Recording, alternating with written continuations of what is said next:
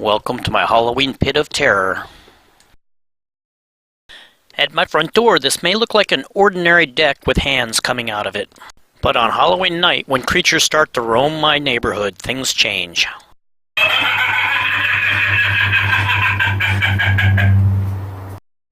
Now it becomes a deep pit, filled with an eerie, red glowing fog, and the people trapped down below are desperately trying to escape.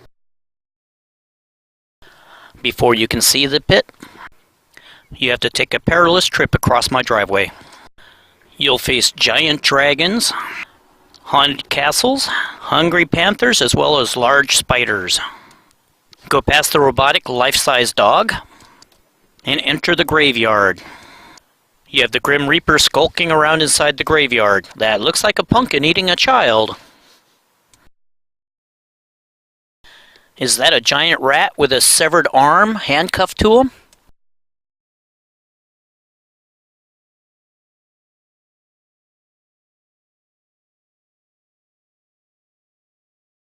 The robotic dog will guide you to our front door. And to make sure your adrenaline level's high enough, either make any noise around this electrical box or press the enter button. And the electrical conduits break loose and start arcing.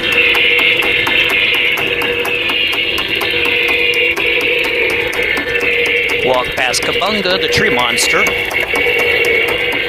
Oh, and apparently the tree monster is friendly to crows. Then you'll face another fire-breathing dragon. Watch for slithering snakes.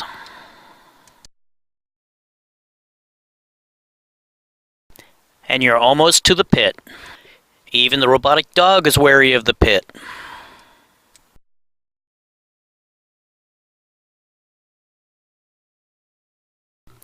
The red light and the fog really stand out when it's dark out.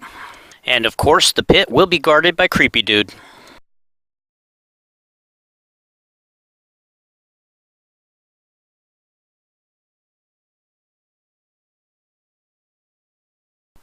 If you feel so inclined, you can have a conversation with the severed head. We'll just see what happens the next time you do that. Okay, let's talk about how to build this. If you're lucky like I was, you already have a nice hole in the ground from the spare water line that you're routing up to your house. So it shouldn't be too much problem to remove an extra 10 yards or so of dirt. Remember, the deeper you go, the cooler it looks. Don't get distracted by the fun you're having. Make sure you finish routing that water line. You'll want to get creative with your woodworking and put some temporary deck framing in. This will allow you to install deck boards with about a 2-inch gap between them. Route electricity into your hole. Then install red Christmas lights. I used shrub netting as well as strings and large orange light bulbs. Pick yourself up a fog machine like they use in dances and at parties, and put it down in the hole. As the fog thickens up, it'll turn into an eerie red glow from the red lights. Finally, install some hands coming out of the cracks between the boards.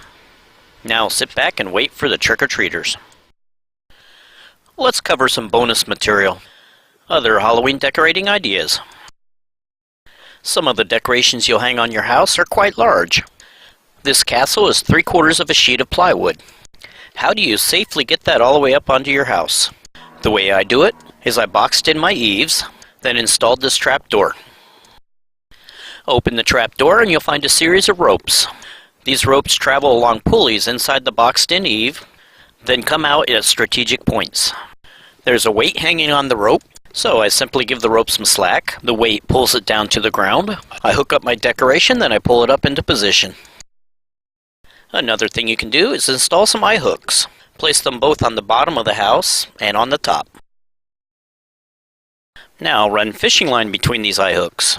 From a distance, the fishing line just fades into the background and you can't even see it. Make small cardboard cutouts of the items you want to display, then staple them onto the fishing line. They'll appear to float in front of your house. And when the wind blows, they'll even flutter a little bit. You can also use the eye hooks as anchor points if you want to build a spider web for your giant spiders. If you want to screw stuff directly to your house without damaging your house, shape some 2x4s or 2x6s and screw them directly onto the eaves. This will make a great attach point.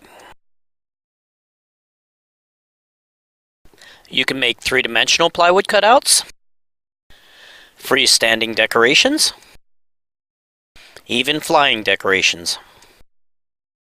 To put the lights in the castle, mount red and yellow transparent plastic on the back and then use white Christmas lights.